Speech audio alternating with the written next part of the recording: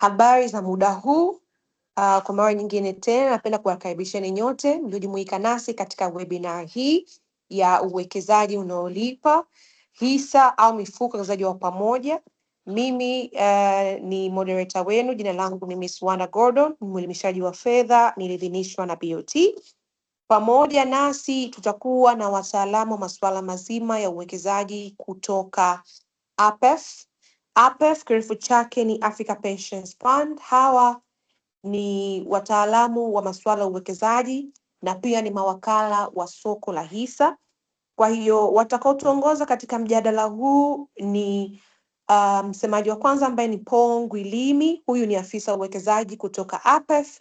Atashirikiana pamoja na Kelvin Michael ambaye pia ni afisa uwekezaji kutoka APEF.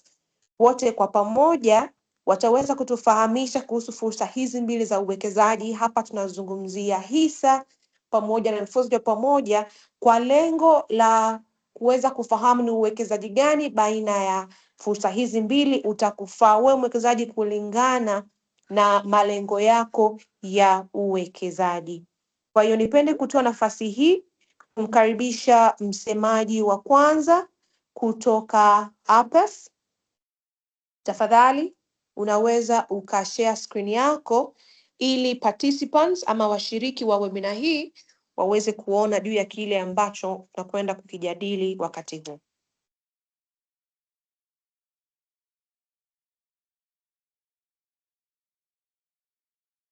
Karibu sana Paul, na unaweza kuanza presentation. Na presentation hii itakuwa recorded na itakuwa na link yake katika YouTube. Kwa hiyo kwa wale ambao hawataweza kushiriki wataweza kupata YouTube link ya recorded version ya mjadala huu. Kwa hiyo tunakwenda kuanza na presentation kutoka kwa Paul Ngwilimi. Yeye atatu take through kuhusiana na mjadala wetu wa leo. Karibu sana Paul. Asante Wanda. Kwanza habari za jioni na asanteni wote ambao mmeweza kutune in na kushiriki kwenye this webinar. Kama ambavyo Wanda ametoka kuelezea, sisi ni Africa Pension Fund, ni wasimamizi wa mifuko ya uwekezaji wa pamoja. Tuna mfuko wa uwekezaji wa pamoja Ziada Fund, lakini pia ni wasimamizi wa amana na tunafanya services zingine zote za uwekezaji, ikiwa mojawapo ni wakala wa soko la hisa. So leo presentation yetu itakuwa more interactive. We just want to shed a light, kutoa mwanga kuhusiana na hizi sehemu mbili za uwekezaji, mifuko ya pamoja au hisa. Unaona, tunafanya a side by side examination basically. Tunaona tunaziassess kwa kutumia variables tofauti tofauti kwamba okay, uwekezaji wa pamoja inampa mwekezaji faida gani, kununua hisa inampa mwekezaji faida gani. Tunaziassess ili pia wewe tu uweze kufahamu, lakini pia uweze ku make decision. Lakini pia kwa sababu one of our responsibilities and services is advisory, pia kuna ka segment ka ushauri kidogo kwa namna ambavyo mtu wa stage yote ile ya maisha, stage yote ya uwekezaji na knowledge yote ya uwekezaji akaweza kuanza kuwekeza. So kama nilivyosema, sisi ni maafisa wa uwekezaji. Kwa majina naitwa Paul Ngwilimi, my colleague anaitwa Kelvin Michael ataongea hapo mbeleni. So kama nilivyosema, tutakuwa tuna assess variables mbalimbali, na hizi ndio variables ambazo tumeona tuziassess leo. Returns, yani faida. Tunaangalia historic benchmarks za returns, lakini pia faida ambazo zimeshawahi kutokea kwenye both of these assets previously, and some performance benchmarks ambazo zimetokea up until the end of mwaka jana 2025, ili kuelezea which one beats the other, lakini pia kufahamu namna ambavyo these assets give you returns, lakini pia risk. Unaona, kiwango cha hatari, volatility, concentration, exposure kwenye capital loss or gain, lakini pia accessibility, uwezo wa kuwekeza kiurahisi, ukwasi, liquidity, uwezo wa kuuza, uwezo wa kununua kiurahisi, Tutaongelea pia briefly taxation, hivyo tax implications, lakini pia effort ya kufuatilia hizi uwekezaji ili uweze ku make an overall decision kwamba should I hand my money to a professional fund manager or buy shares by myself and steer my own portfolio. Kwa hiyo that's what we're going to be doing today. Kwa hiyo just to define them kwa haraka, labda kwa mtu ambaye hafahamu mifuko ya uwekezaji wa pamoja ni nini na hizi hisa ni nini, labda nianze na hisa ili uweze kuelewa. Hisa ni sehemu ya umiliki wa kampuni fulani. Ukinunua hisa kwenye biashara fulani, wewe pia unakuwa recognized kama mmojawapo wa miliki wa hiyo kampuni. So hizi kampuni ambazo, hizi hisa ambazo tunaziongelea ni makampuni ambayo yamekuwa listed kwenye soko la hisa la Dar es Salaam, ambayo haya makampuni yako makampuni mbalimbali. Kuna makampuni ya mabenki, financial sector, kuna manufacturing companies and companies of the like. Kwa hiyo ukinunua hisa unanunua sehemu ya umiliki wa hiyo kampuni. Kwa hiyo unakuwa part owner, unabeba faida ambayo unapatikana kwenye hiyo kampuni kutokana na sehemu mbili. Aidha kwa kupata magawio ya hiyo kampuni pindi ambapo wanapotoa gawio la faida, lakini pia upande wa risk ambazo kampuni zinabeba, na wewe pia kama mmojawapo wa wamiliki wa hiyo kampuni unakuwa unabeba hizo risk as well. Unaona? Kwa hiyo hili soko la hisa lenyewe pia at the end of the day linakuwa regulated, liko chini ya usimamizi wa mamlaka ya masoko ya mitaji Tanzania, yani CMSA. Lakini kuna hizi mutual funds au mifuko ya uwekezaji wa pamoja au wengine wanaita collective investment schemes. Maneno yote au unit trust. Maneno yote kwa masoko yetu ya East Africa yanatumika interchangeably. So mutual funds zenyewe au mifuko ya uwekezaji wa pamoja ina pool funds za wawekezaji wengi kwa pamoja na kutengeneza basket. Yani chukulia kwa mfano umechukua vitu vingi umeweka kwa pamoja kwenye kikapu. Mutual funds work kwamba unachukua fedha za wawekezaji wengi, alafu hizo fedha zinaenda kuwekeza kwenye masoko mbalimbali ndani ya masoko ya mitaji. Kwa hiyo kuna mifuko ya aina mbalimbali. Kuna mifuko ambayo inawekeza kwenye hisa, kuna mifuko ambayo iko balanced inawekeza kwenye hisa na assets zingine, kuna mifuko inawekeza tu kwenye hati fungani za serikali za makampuni, kuna mifuko ya aina mbalimbali. Kwa hiyo benefit ambayo mwekezaji anapata kwenye huu mfuko, cha kwanza kabisa ni urahisi wa yeye kuwekeza. Urahisi kwenye kitu gani? Urahisi kwenye kuweza ku access masoko ya mitaji bila kuwa na kiwango kikubwa cha mtaji. Ukienda kwenye upande wa masoko mengine ya mtaji, kwa mfano kama bond, unaweza kusema kwamba bond kiwango chake minimum cha mtaji labda ni kikubwa kwa mwekezaji mwingine ambaye anaanza. Ili ununue bond lazima uwe na kuanzia kiasi cha shilingi milioni 1. Kwa hizi hati fungani za makampuni corporate bonds, most of them ni kuanzia 500,000. So with mutual funds au pooled investments au mifuko ya uwekezaji pamoja, unaweza kupata the same exposure ya hayo masoko kwa kupitia kiwango kidogo sana cha fedha ambacho unaweza ukakiongeza mara kwa mara. So all of that tutakuwa tunaongelea zaidi mbeleni huko, lakini just to give you the picture of how it operates. Kwa hiyo Tanzania kuna mifuko mingi sana ya uwekezaji wa pamoja, na inaamka sasa hivi kwa sababu wataalam lakini pia watu wenye capital wameona kwamba kuna value kwenye upande wa uwekezaji. Ukiangalia hata ukuaji wa namba ya wawekezaji Tanzania imekuwa kwa kasi kubwa sana katika hii miaka 5 iliyopita. Kwa sasa hivi mifuko ya uwekezaji pamoja ipo zaidi ya 20, almost 22. Obviously kuna mifuko ya UTT ambayo UTT ndio the oldest fund manager, alianza kuanzia 2007 2008 I believe. Ana mifuko 6. Kuna hiyo Umoja, Wekeza Maisha, Watoto, Jikimu, Liquid. Kuna mfuko wa Sanlam Investments, kuna and other fund managers. Sisi pia ni fund manager, tuna manage Ziada Fund.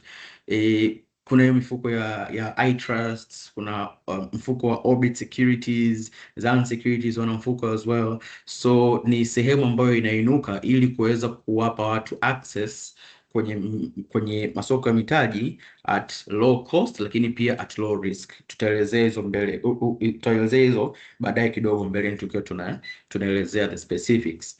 Na hii mifuko yote iko chini ya usimamizi na uangalizi wa Mamlaka ya Masoko ya Mitaji Tanzania. Hii ni swali moja ambalo watu wengi wanapata tukiwa tunaongelea mifuko ya uwekezaji. Pesa yangu iko salama, hutokimbia na fedha yangu. Kuna systems in place ambazo zipo kwa ajili ya kufacilitate cha kwanza kabisa capital protection ya wawekezaji. Ndio maana unakuta kwamba kila fund manager lazima awe na leseni na anakuwa chini ya uangalizi wa Mamlaka ya Masoko ya Mitaji Tanzania. Lakini pia kila mfuko lazima uwe na mtunza dhamana au custodian. Yaani kwamba ukinunua labda mfuko mfuko ambao unakuwa managed na Orbit Securities au mfuko ambao unakuwa managed na APEF, hizo fedha unazoweka haziendi kwenye account za APEF, zinaenda moja kwa moja kwa mtunza dhamana ambayo anaitwa custodian or trustee, na mara nyingi anakuwa a bank with a custodian license. Kwa hiyo NBC, CRDB most of the time, NMB na custodian license. So yeah, just to kind of put things into perspective kabla tujaendelea. Kwa hapa tuna just to kind of give you a picture masoko ya mitaji Tanzania namna inavyofanya kazi. Hapa nimepull data za mpaka mwisho wa 2025. Obviously kuna a lot of big changes and growth in activity kwenye upande wa soko la hisa katika hii miezi mitano ya mwanzo wa mwaka. Ukiangalia ukubwa wa soko just kufikia mwisho wa mwaka ulikuwa umekuwa kwa 34%, na ukiweka into context kwenye masoko ya mitaji, anything above ukuaji wa 30%, 20% ni ukuaji ambao ni mkubwa sana. Ukiangalia sasa hivi mpaka kufika mwezi huu wa 5 tumefikia thamani au ukubwa wa soko wa zaidi ya trilioni 35. Hiyo inamaanisha nini? Inamaanisha kwamba kumekuwa kuna activity kubwa sana sokoni ya watu kununua na kuuza, ambazo zimesababisha bei zipande na thamani overall ya soko ipande. Kwa hiyo that's one of the characteristics za soko la hisa ambalo tunao siku ya leo, ambazo tunazo kipindi cha sasa. Lakini tukiongelea kuhusu ongezeko la mtaji, yani capital appreciation, ukiangalia thamani au price appreciation ya hizi hisa ambazo zipo kwenye Dar es Salaam Stock Exchange, kiujumla zimeweza kuongezeka by almost 30%. Hapo ni aggregated average. Kwa hiyo kuna zingine ambazo zimekuwa by 400%, zingine zimekuwa 200%, zingine 80%. Kwa hiyo on an aggregated average mpaka mwisho wa 2025 soko limeweza kukua kwa kiwango cha almost 30%, which is very good. Inaonyesha kwamba cha kwanza kabisa kuna confidence kwenye soko, kuna makampuni ambayo yanafanya vizuri, ambayo yana drive watu kununua hisa zake because they are confident in future performance. So ukiangalia makampuni ambayo yanachukua sehemu kubwa ya thamani ya soko kama CRDB na NMB, obviously wameweza kupata very unprecedented price growth. Hiyo ni kwa sababu ya ukuaji wa biashara yenyewe ya hayo mabenki. Lakini ukiangalia pia activity kwenye soko, turnover. Hii turnover ni leo labda watu wangapi wamenunua hisa na kwa thamani gani. General turnover 2025 imekuwa kwa 190%.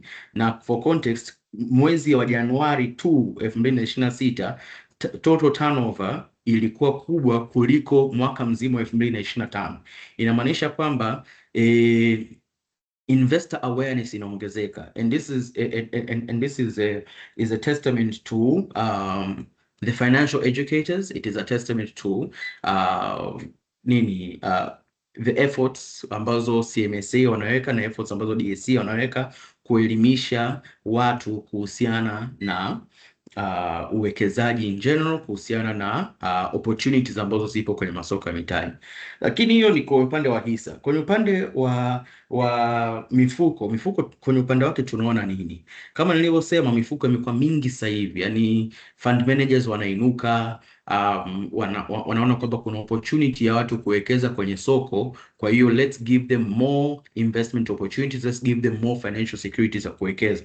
Kwa hiyo sasa hivi kama nilivyosema, there are almost 22 collective investment schemes, zaidi almost mifuko 22 hapo, tukichukua mifuko ya UTT, mifuko ya iTrust, Timiza, Ziada Fund tukiwemo, Inuka na mingine mbalimbali.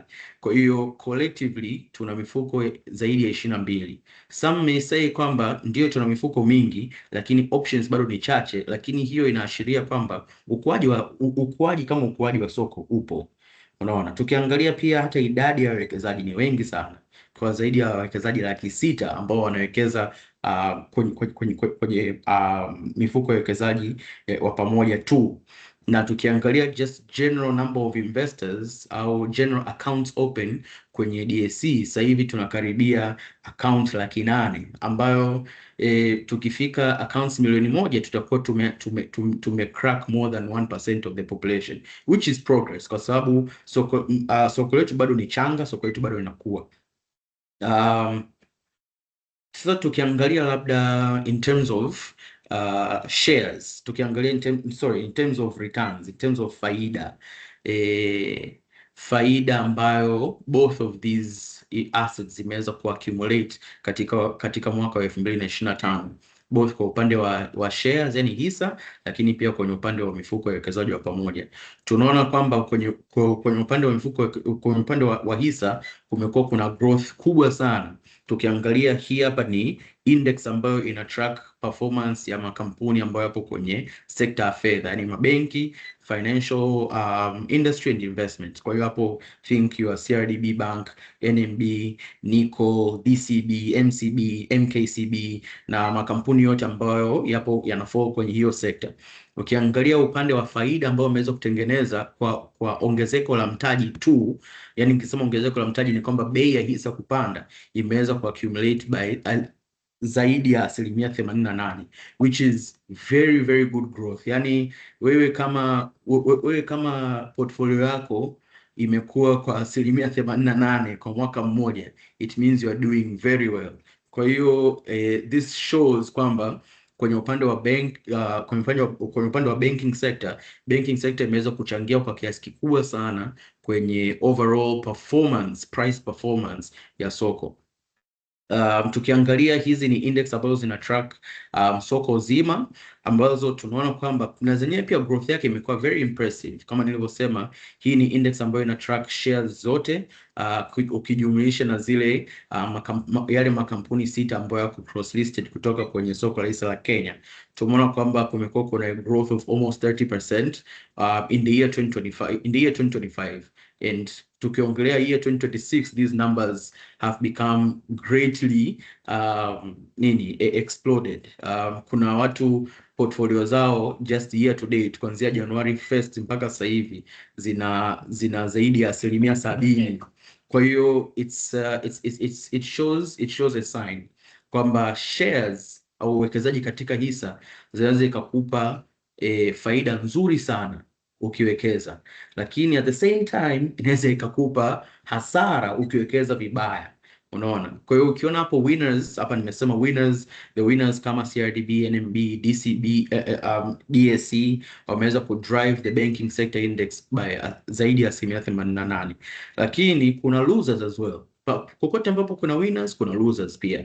Mwaka jana haukuwa mwaka mzuri kwa ajili ya makampuni ambayo yapo kwenye sekta ya commercial services, lakini sekta ya viwanda au manufacturing. Kwa hiyo tunaongelea kina TBL, tunaongelea Vodacom, tunaongelea Swissport ilifanya vizuri, although na yenyewe ipo kwenye commercial services. Kina TCC as well. Na hiyo ni kwa sababu gani? Hiyo ni kwa sababu mwaka jana tulipata mabadiliko kwenye kanuni za namna ambavyo hizi shares zinavyokuwa traded sokoni, ambazo pia zilikuja kwa ajili ya kuadvance soko lile na activity kubwa na ukwasi wa kutosha, lakini zili affect baadhi ya makampuni ambazo bei zake zilikuwa stagnant kwa muda mrefu. Mtu yote ambaye anafuatilia soko la hisa anajua hizo hisa ni kama kina TBL walikuwa stuck kwenye 10,400 kwa zaidi ya miaka 5. Vodacom pia TCC walikuwa stuck kwenye 17. Kwa hizi rules hizo zilipotokea zikaleta kitu kinaitwa price discovery, watu kuweza kuvalue hizi kampuni sokoni vile inavyopaswa. Kwa hiyo bei zake zikashuka kwa haraka sana, lakini sasa hivi ni moment ambapo imeweza kustabilize. Tunaona TBL sasa hivi imepanda, imerudi within levels of 10,500 especially baada ya kutangaza gawio zuri. Tukiona Vodacom as well, kuna kipindi ilipanda ikafika around 1,100. Right now it's hovering around 750. Kwa hiyo just to give you a lesson kwamba there are several risk ambazo unaingia ukiwekeza kwenye shares, ambazo ni risk mbalimbali, risk za kikampuni, risk za kiuchumi, lakini risk za reforms. Unaona, reforms kama hizi zimekuja kuendeleza soko, lakini kama wewe ulinunua TBL kwa 10,400 kipindi kile mwaka jana ulipata loss, lakini although kama uliendelea kuzishikilia, labda sasa hivi you're starting to break even. Kwa hiyo hapa sasa hivi tunaongelea kuhusu mifuko ya uwekezaji wa pamoja just as a whole. Hii hapa nimechukua comparison ya hisa zilivyofanya mwaka jana, alafu baadhi tu ya mifuko ya uwekezaji wa pamoja, sample ya UTT. Ukiangalia in terms of return za mifuko ya uwekezaji wa pamoja ni ndogo kuliko return ambazo unapata kwenye shares. Faida zake zina hover around 16% at best, 15, 13, 12 ndio inakuwaga base. Na hiyo ni kwa sababu gani? Kwa sababu hii mifuko inatawanya uwekezaji kwenye assets mbalimbali ili kuweza kupunguza risk, kwamba hii ikipoteza kuna nyingine ambayo imepanda thamani, kwa hiyo inaweza ikabalance off. Na hii pia ni kwa sababu ndio inapelekea kuona kwamba kuna consistency ya faida ukiwa unawekeza kwenye mifuko ya uwekezaji wa pamoja, kwamba mimi kama labda napata 13%, hiyo 13% au 13.5, 14% itakuwa hapo for a long time, especially kwa mtu ambaye anapenda uwekezaji ambao unampa mtu stability. Mifuko ya uwekezaji wa pamoja inakupa stability, kwa sababu almost every year unajua kabisa mimi hapa ongezeko langu au faida yangu ni 1% hii, yani like bottom line. Kwa hiyo lakini at the same time kuna opportunity cost. Wewe unapata huko 13% ndio umepata faida, lakini mtu mwingine huko ana 88%. Kwa hiyo this is just a comparison within both of these areas. Kwa hiyo lakini tuende kwenye upande wa risk. Upande wa risk ni kitu ambacho wawekezaji wengi hawapendi kukiongelea. Akili ya binadamu huwa haiwezi kuprocess the bad things happening, huwa inapenda kuprocess vitu vizuri vikitokea. But kwenye financial markets au just general masoko ya fedha na masoko ya mitaji, risk ni kitu ambacho kipo kwa sababu una deal na watu. Yani soko ni watu, soko sio mtu fulani. Soko ni mimi mwekezaji, soko ni Wanda mwekezaji, soko ni wewe mwekezaji. Kwa hiyo you're dealing with different people's perspective kwenye hisa fulani na their decisions ambazo zinaweza zikakuaffect wewe. Kwa hiyo risk ambayo kubwa ambayo unapitia ukiwekeza kwenye hisa ni hiyo single stock risk. Yani kama umenunua labda umeconcentrate hisa zako kwenye kampuni fulani, hiyo kampuni ikishuka thamani au bei yake ikishuka by 50%, inamaanisha imekula hela yako by 50%, umepata hasara 50%. Unaona? Kwa hiyo being concentrated kwenye hisa moja kwa moja unapata market risk kubwa sana. Lakini kwenye upande wa mifuko ya uwekezaji wa pamoja, hiyo risk inakuwa eliminated kwa sababu by design mifuko ya uwekezaji wa pamoja ni kwa ajili ya diversification, kwa ajili ya kutawanya uwekezaji. So unakuta fund manager yeye anajua kabisa, kwa sababu pia fund manager ni mtu ambaye ni skilled, a professional in financial markets. Anajua kabisa kama mimi hapa I'll manage my portfolio across say 20 different securities. Kama labda anawekeza kwenye bond tu, labda mimi nawekeza kwenye bond za miaka hii, nitaziuza hivi, nitafanya hivi. Kwa hiyo by design ina eliminate ile market risk au inaipunguza kwa kiasi kidogo sana. Kwa hiyo ndio huku mtu anaweza kama amewekeza kwenye shares amepoteza 50% kwa sababu bei ya hisa ambayo amenunua imeshuka by 50%, lakini huku utakuta mtu ambaye anashikilia sijui UTT au ziada fund bado ana 12, 13 ambazo ziko constant. Hiyo ni kwa sababu ya the diversification that mifuko ya uwekezaji wa pamoja inawakupa. Lakini kuna drawdown behavior. Hiyo drawdown behavior ni kwamba kuna muda thamani ya uwekezaji wako inaweza ikapanda, lakini baada ya kushuka kwa muda mrefu sana. Hiyo imetokea mwaka jana kwenye makampuni ya industries, yani makampuni ya viwanda, the TBLs, the TCCs, the Vodacoms as well, ambazo zilipoteza in general, yani collectively zilipoteza thamani ya 15% mwaka 2025. Lakini ukiangalia kwa kila hisa, kuna zingine zilipoteza hadi 30% ndani ya miezi mitatu. Kwa hiyo umepoteza 30%, alafu baadaye huko ukaja ukagain 10%. Ukiangalia wataalamu wanaita risk adjusted returns, unakuwa bado uko in loss. Unaona, hiyo ni kwa sababu ya drawdown behavior ya hisa, kwamba hisa zinaweza zikapanda haraka sana, zikashuka even faster, na zikapanda tena. Kwa hiyo mtu ambaye anawekeza kwenye hisa inabidi mtu ambaye ana either ni mtaalamu, mtu ambaye anaweza volatility, lakini pia ni mtu ambaye ni a long term investor. Kwa sababu kuna msemo mmoja hivi Warren Buffett anapenda kusema, kwa wale ambao mnamjua, kwamba the profitable investor ni the long term investor. Mwekezaji ambaye siku zote anapata faida ni mwekezaji wa muda mrefu. Kwa hiyo that's just kwenye hisa. Lakini kwenye mifuko ya uwekezaji wa pamoja, especially kwenye mifuko ambayo inawekeza kwenye money markets, mifuko ambayo inawekeza kwenye hati fungani za serikali, hati fungani za makampuni, ambazo zinawekeza kwenye amana za mabenki, hizi T-bills, and other bank deposits, zenyewe zina carry zero negative year history. Na ndo maana unakuta mifuko mingine wanakuambia kabisa upfront kwamba sisi tunakupa 100% downside protection, kwamba haitofika kipindi thamani ya uwekezaji wako itashuka kuliko thamani ya mtaji wako. Na hiyo ni kwa sababu these money market funds zinawekeza kwenye more or less risk free assets. Kwa hiyo ni faida ambayo ipo primarily kwenye mifuko ya uwekezaji wa pamoja na sio kwenye hisa. Lakini ukiongelea liquidity risk, ukwasi, ukwasi ndo ambayo inachanganya watu wengi sana sasa hivi. Hata mtu ambaye yupo kwenye MTP anahangaika pale, kwa nini order yangu imeandikwa suspended, kwa nini order yangu sijui imeandikwa amended, sijui amend order, vitu kama hivyo. Ni kwa sababu ya ukwasi. Kwa sababu kwenye hisa, ili wewe uweze kuuza, inabidi kuwe kuna mtu ananunua, na ili uweze kununua lazima kuwe kuna mtu anauza. Sometimes kwenye market dynamics vitu vinatofautiana. Itafika kipindi you want to buy and hamna mtu ambaye anauza hizo hisa. Unaona, hiyo ilitokea for an extended period pale mwezi wa 8 mpaka mwanzoni wa mwezi wa 9. Hisa kama Mkombozi Bank, hisa kama CRDB zilikuwa ngumu sana kupata, kwa sababu nobody was selling. Watu wanaweka order za kununua, wana amend order, wanapandisha order, bei inapanda, lakini nobody wants to sell.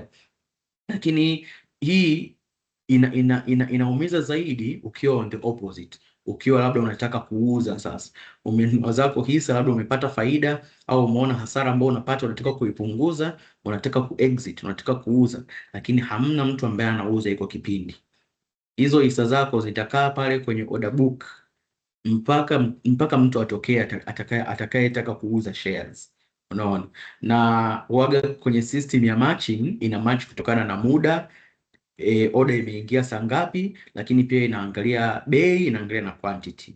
Kwa hiyo kwenye swala la ukwasi, especially kwenye soko kama la kwetu, soko letu ndio linakuwa, lakini soko letu bado ni changa. Kwanza kampuni ni chache, lakini pia sio kampuni zote ambazo zina ukwasi ule unaotakiwa, kwamba always kuna mtu anauza, kuna mtu ananunua. Mpaka sasa hivi ni hisa moja tu ambayo nimeona sokoni ambayo ina that level of liquidity, ambayo every other day lazima kuna mtu ananunua hisa, lazima kuna mtu anauza hii hisa, ambayo ni CRDB. Lakini not many companies kwenye soko letu they have the same the same privilege. Kuna some of them itafika kipindi watu wananunua sana, no sellers, watu wanauza sana, no buyers. Ndio maana unaona kuna volatility kubwa sana kwenye baadhi ya makampuni. Lakini kwenye mifuko ya uwekezaji wa pamoja, especially unasikia open ended collective investment schemes, hizi hapa by nature ina eliminate liquidity risk kabisa, kwamba ukitaka kuuza vipande vyako vinanunuliwa na fund manager. Wewe huhitaji kusubiri mtu anunue vipande vyako ili uuze, ili upate hela zako. Lakini pia uwezo wa kupata pesa yako redemption most of the times inakuwa processed within 3 working days. Hapo nimeweka 10 working days because kuna mifuko mingine na tofautiana. Mifuko mingine inawekeza huko wapi, but the standard ya capital markets ni 2 to 3 working days unapata pesa yako. So ukiona wazo liquidity risk, inabidi you keep that in mind. Hata kwenye shares, labda ukitaka kununua shares, nunua shares ambazo zina ukwasi wa kutosha. Labda kwenye upande wa kwenye liquidity nimeongelea how quickly we can turn back to cash. Hapa sasa hivi niongelee kuhusu labda kwenye upande wa tax, kwenye upande wa kodi. Kwenye upande wa kodi, hisa ukipata gawio, kwa mfano kama sasa hivi watu wanaita dividend season, CRDB walitangaza gawio, NMB they are going to announce a dividend within the next month, Swissport wametangaza gawio, TBL wametangaza gawio. All these companies are announcing dividends, lakini kumbuka kwamba hiyo dividend ambayo unapata labda say ya shilingi 90 kwa kila hisa moja au kwa shilingi 300 kwa kila hisa moja, TRA anakupiga withholding tax ambayo ni 5%. Kama ni hisa za kampuni ambayo haiko listed, hizi mara nyingi ni uwekezaji wa kampuni to like company to company, withholding tax inakuwa 10%. Unaona, lakini kwenye upande wa mifuko ya uwekezaji wa pamoja, hata kama mfuko unawekeza kwenye assets ambazo zinapigwa tax, taxes are passed through, ambazo zenyewe zinakuwa taxed mwanzoni, yani zinakuwa taxed kwa kiwango cha mfuko. Wataalamu wanaita wana utilize economies of scale. Kwa hiyo mwekezaji hapati any type of overall tax effect akiwekeza kwenye mfuko ya uwekezaji wa pamoja kuliko anavyowekeza kwenye shares. Lakini kwenye upande wa capital gains, ukuaji wa mtaji, thamani ya bei, zote hazina taxes. Taxes zimekuwa exempted kwenye capital gains. Sijui tungekuwa wapi kuna capital gain tax kwa kweli. Interest income kwa bondholders pia na zenyewe pia ziko exempted, lakini kuna stamp duties ziko exempted pia kwenye BSE listed shares, lakini kwa mifuko ya uwekezaji pamoja hiyo tax haipo applicable at all.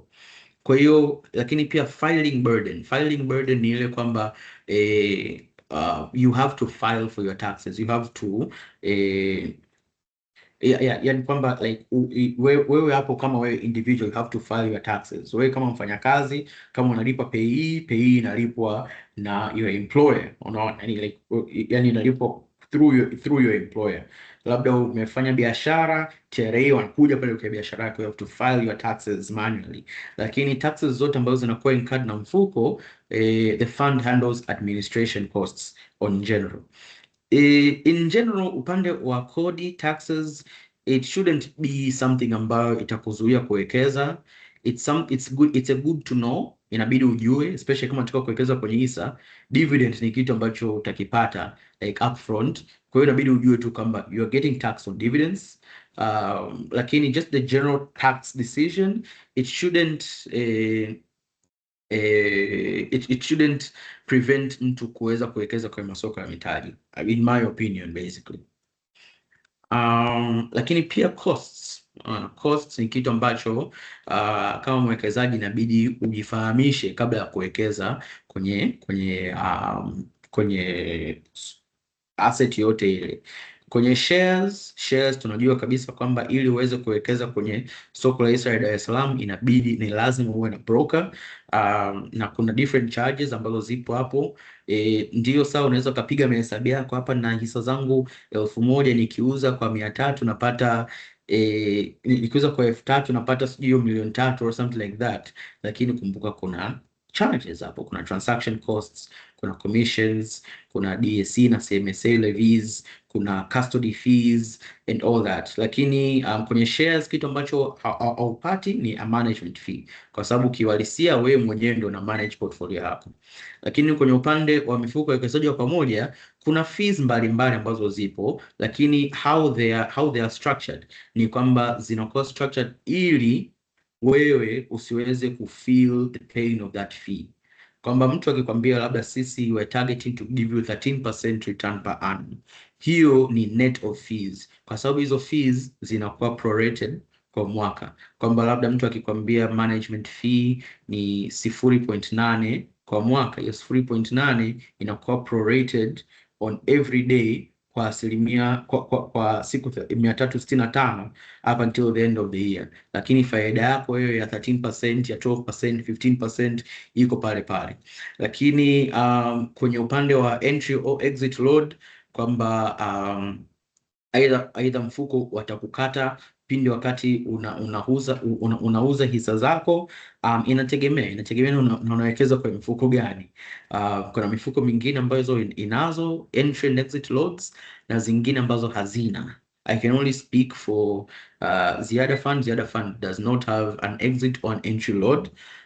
Lakini pia general transaction costs zinakuwa internalized, kwa sababu wewe haununui hizo hisa, wewe haununui hizo bonds zinakuwa zinanunuliwa na fund manager. Kwa hiyo all brokerage costs and commissions zinakuwa borne by the fund manager na sio mwekezaji. Kwa hiyo lakini pia effort, just kumalizia kwenye upande wa effort, kwenye upande wa hisa, mwekezaji wa hisa anafungua CDS account, fanywa KYC, kila kitu, especially sasa hivi kuna MTP, mambo kidogo yamerahisishiwa, lakini inabidi awe na a good financial advisor, afanye research, kipindi cha financial results awe anajua kusoma the financial results, awe anajua kabisa okay, labda magawio ni kiasi gani, the dividend track record of a company. Not every investor anakuwa a knowledgeable investor to understand all of these things, lakini pia inabidi ajue au inabidi apate ushauri kwenye time entry, labda hapa niingie kwenye soko, labda hapa sasa hivi kuna kwasi, ngoja ninunue kwa bei gani, labda ukitaka kuuza uuze kwa bei gani, uuze muda gani. All of those things that ni vitu ambavyo an investor in shares has to consider.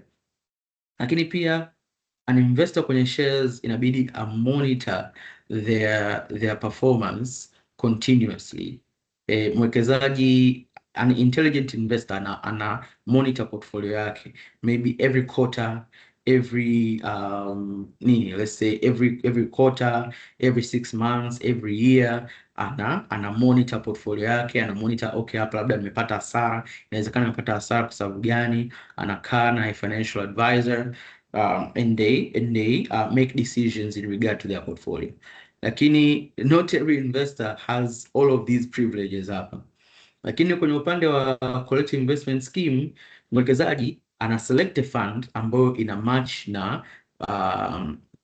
na goals zake, ambazo labda kama mimi hapa let's say nataka ukuaji endelevu, but I also want a margin of safety. Kuna mifuko ambayo iko structured kwa ajili ya kutimiza malengo yangu ya uwekezaji.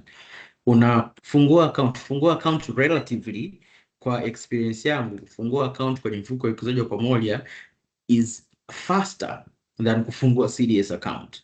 In my opinion, I've experienced both. I've been investing in both, lakini pia nimefanya kazi kwa capital markets in both places.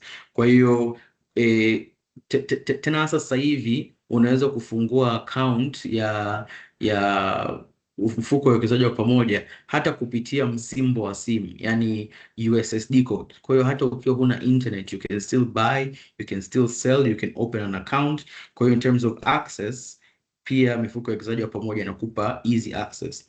Lakini pia uwezo wa kutop up.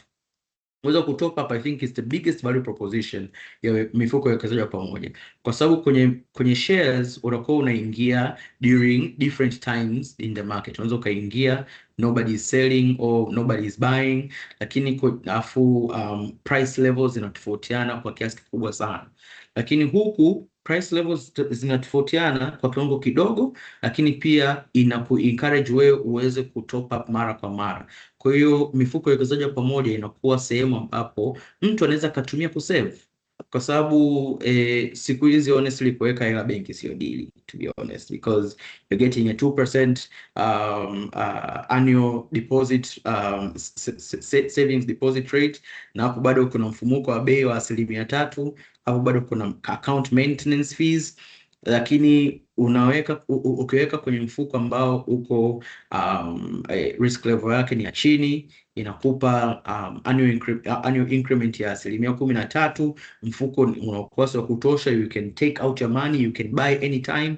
So I think that's the biggest value proposition ambayo mifuko ya uwekezaji pamoja inayo. Lakini pia review zinafanyika na fund manager. Fund manager yeye hapo ndo yuko obligated kukupa periodic reviews, anakutumia statements, anakutumia let's say quarterly reviews, annual reviews. Kwa hiyo you don't need to monitor your portfolio in collective investment schemes kama ambavyo unavyohitaji kufanya kwenye shares.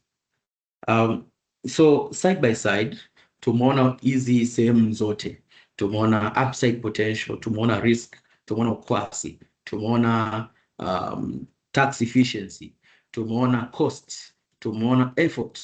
Kwa hiyo kwa kuangalia all of these unaweza ukaona kwamba kumekuwa kuna a shared advantage kwenye both of these. Kwenye upside potential shares inaizidi collective investment scheme. Kwenye upande wa downside protection, collective investment scheme imezidi shares. Kwenye upande wa taxation kuna tie. Kwenye upande wa cost, shares generally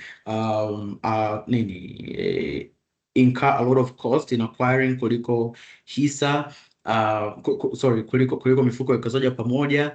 Effort tumeona. Kwa hiyo with this information side by side inaweza ikakupa a general view ya wapi wewe uwekeze kutokana na wapi ulipo na malengo yako. So nilisema hapo mwanzoni kwamba kuna recommendations ambazo tunaweza kukupa, yani for a first time investor, kwa mtu ambaye hajawahi kuwekeza probably na ufahamu wake wa masoko ya mitaji pia ni mdogo na anaanza kujifunza, kuwekeza kwenye mifuko ya uwekezaji wa pamoja could be the best fit, kwa sababu hainkaa cost za kutosha, hainkaa cost nyingi. Anaweza aka access kiurahisi kupitia mobile onboarding na applications. Kuna diversification ya kutosha, lakini pia hahitaji kuhustle. Lakini pia ni vizuri kwa mtu ambaye they are young and they have consistent income ya kusave. Kwa hiyo unaka mshahara kako kile K50 ambacho unaweza kawa umekiweka mahali ambacho probably unataka kwenda kula bata weekend, ukinunua vipande za ziada fund, ukiendelea kuwekeza periodically, unapata ile compound interest, unapata faida ambayo usingeipata ungeiweka tu, ungeila hiyo pesa ungeweka mahali pengine. Lakini for a market aware professional, wewe unajua soko, umewekeza kwa muda mrefu sasa, say una kama 3, 5 years, 10 years experience, you have goals, lakini pia unaweza kuhandle risk. The fit could be both. Kwa sababu gani? Kwa sababu portfolio ambayo iko well stabilized ni portfolio ambayo inakupa growth, lakini pia ni portfolio ambayo inapunguza risk kwa kutunza mtaji wako. Kwa hiyo in allocation ya kuwekeza kwenye mifuko ya uwekezaji pamoja ambao ni high growth, lakini pia kuwekeza kwenye hisa is a good move kwa mtu ambaye is a experienced or a market aware professional, kwamba ana idea ya masoko ya mitaji, amewekeza before na anaweza ka stomach risks. Lakini for a retiree, retirees most of the time anahitaji, cha kwanza kabisa anahitaji cash flow kwa sababu amestaafu, kwa hiyo anahitaji pesa ambayo inaweza ika-replace mshahara au regular income, lakini pia anahitaji ulinzi wa mtaji wake because as a retiree hujifikiri wewe tu, unawaza watoto, unawaza wajukuu, unawaza people who depend on you most of the times kuliko hata unavyojiwaza wewe. So mtu ambaye yupo kwenye that stage of their life, the recommendation inakuwa zaidi kwenye kuwekeza kwenye mifuko ya uwekezaji wa pamoja, and there are different collective investment schemes sasa hivi ambazo zina cater to the needs of retirees, ambazo ziko nyingi sana, yani ambazo zina offer downside protection, zinakupa cash flow. Kwa hiyo ni wewe tu kuwa na a good investment advisor. Investment advisors wako wa kutosha. Your investment advisor is your broker. Your broker anakuwa na license ya investment advisory, anakuwa na ni professionally yuko licensed kukupa ushauri wa uwekezaji. So that's that. Lakini pia kama nilivyosema, you don't really have to choose either. Yani hii sio presentation ambayo tunakuelezea wekeza kwenye mifuko ya uwekezaji wa pamoja au wekeza tu kwenye hisa. It's an informative presentation. Kwa hiyo at the end of the day, you don't have to choose one. You don't have to choose either or. It could be both. Unaona, mtu unaweza ukabalance uwekezaji wako, ukabalance kupitia ukanunua shares, ukanunua mfuko wa uwekezaji wa pamoja hapa, labda unakupa labda money market fund kama bond fund au ziada, ukawekeza ni kwenye another collective investment scheme, au ukaongeza shares, you keep a capital buffer ambayo inakulinda in case of emergencies. Kwa hiyo all of this is something ambayo you have to be guided by with an investment advisor. Unaona, sisi Africa Pension Fund has professionally licensed and skillful advisory desk ambao kazi yetu kubwa ni equity research, lakini pia kazi yetu kubwa ni kutoa ushauri wa wawekezaji ambao uko top notch. So with APF as your broker or your preferred broker, unaweza ukapata ushauri ambapo ukakusaidia kustructure portfolio yako kutokana na mahitaji yako, lakini pia kutokana na risk level yako. Kwa hiyo hii ni just a verdict. Unaweza ukasema shares zimeshinda, unaweza ukasema hisa nini, unaweza ukasema mifuko imeshinda. Either way, that's up to you. So kwa kusema hayo, I think nimefikia mwisho wa our presentation. Labda kama Wanda, if you have something to say. Can people still trust that reassurance? Asante sana Paul kwa presentation hii nzuri. And binafsi nimejifunza vitu vingi vipya. Yaani unajua katika hizi webinar kila mara unapokuwa unazisikiliza unapata new knowledge. Kwa hiyo sasa ningependa kufungua dirisha kwa ajili ya yeyote ambaye ana maswali, mwenye maoni au anahitaji kuelewa zaidi. Kwa hiyo kama una maswali, tafadhali naomba unyooshe mkono, nitaweza kukuona na kukuruhusu ili uweze kuuliza swali lako. Kama kuna mwenye swali, tafadhali. Tumaini Tarimo. Karibu Tumaini. Free use most of the time. Asante Miss Wanda Ndio. and presenter wetu, asante kwa presentation nzuri. Sorry, mimi nimejoin kwa kuchelewa kidogo. Mtandao inawezekana nitakachokwenda kuuliza labda alikwisha kukitolea maelezo. Tunajua kwamba APF ziada fund inawekeza kwenye bondi za serikali na bondi tofauti tofauti. Na recently trend imekuwepo kwamba bondi za serikali unaona zinazidi kushuka, yani inatoka kule kwenye 15 ilikuja kwenye 12. Nafikiri last week kwenye ile group tulioko ya WhatsApp ile ya APF walishare ambayo inaonyesha iko 10.2. Sasa ile siku nimeiona ile kidogo nilistuka nikasema Kwenye APEF tumehakikishiwa kwamba tutakuwa hapa kwenye 12, 13 kwenda juu, lakini sehemu anakokwenda yeye kuinvest wameshuka, wamekuja kwenye 10.2. Nini kitatokea? Je, ni baada ya muda policy itabadilika, ziada fund nayo itashuka, itakuwa labda 9% au 8%, responding na jinsi government bond zinavyo teremka? Hilo ndo swali langu, asante.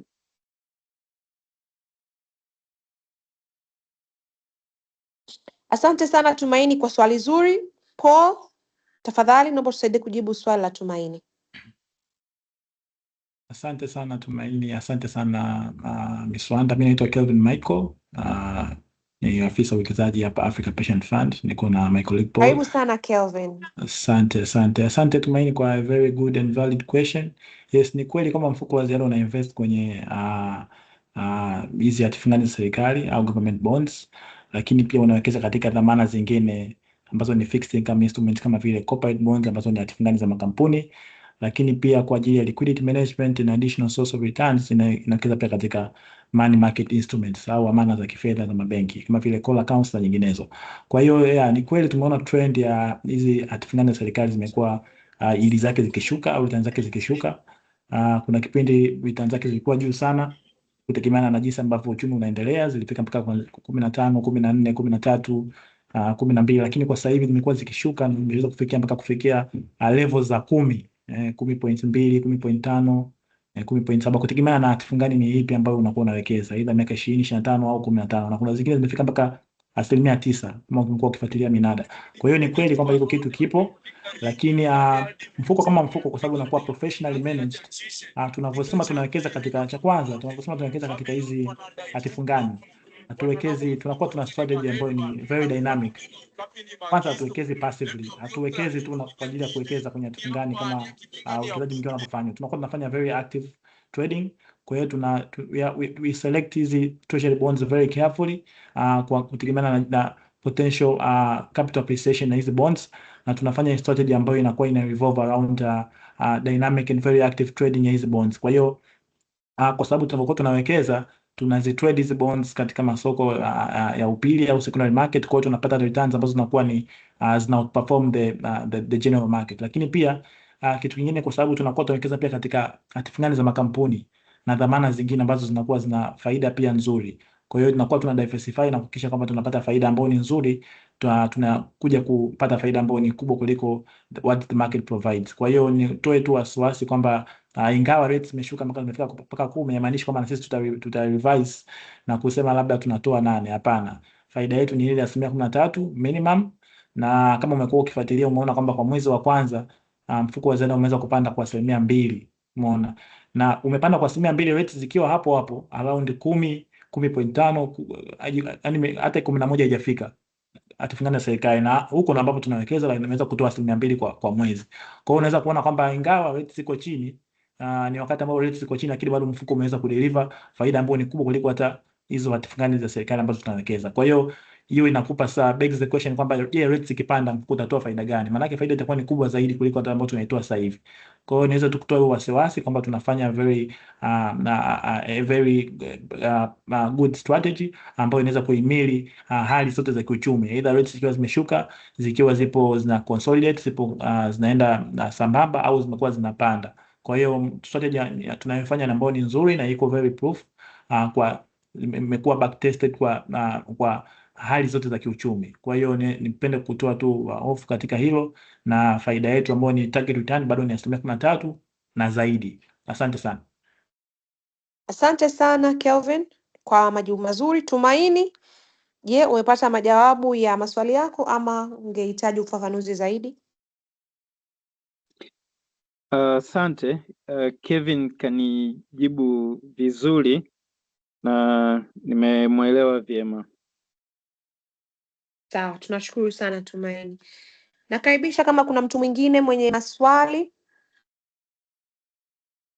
Kama kuna mtu yoyote ana swali tafadhali.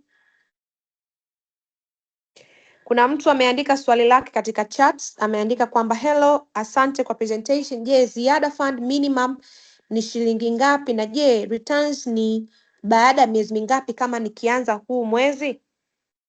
Paul au Kelvin, yoyote anaweza kujibu hili swali tafadhali. Asante kwa swali. Kiasi cha chini cha kuwekeza au kima cha chini cha kuwekeza katika mfuko wa ziada fund ni shilingi 50,000.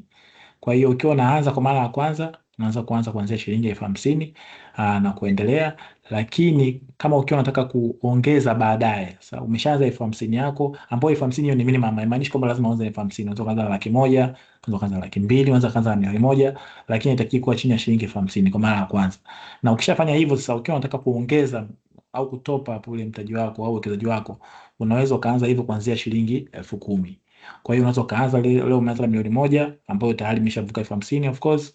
Baada ya wiki moja ukasema nataka kuongeza, unaweza kaanza kuongeza kuanzia shilingi 10,000, 20,000, 30,000 na kuendelea. Lakini pia kama unataka kuwekeza na kupata faida ya bima maisha, lazima umewekeza kuanzia shilingi 250,000 na kuendelea. Kwa hiyo unaweza kama umeanza umechagua labda option ya bima maisha, alafu umeanza 100,000 au umeanza 150,000, lakini unapofika 250,000 automatically kama umechagua ile option ya bima maisha, maana yake automatically unakuwa covered na bima ya maisha. Kwa hiyo kianzio cha kuwekeza ni shilingi 50,000, ukitaka kuongeza ni shilingi 10,000, lakini ukitaka kuingia kwenye plan ya bima maisha lazima mtaji wako huo umeanzia kuanzia shilingi 250,000 na kuendelea. Yes, lakini pia swali lingine umeuliza okay, faida unapata baada ya muda gani?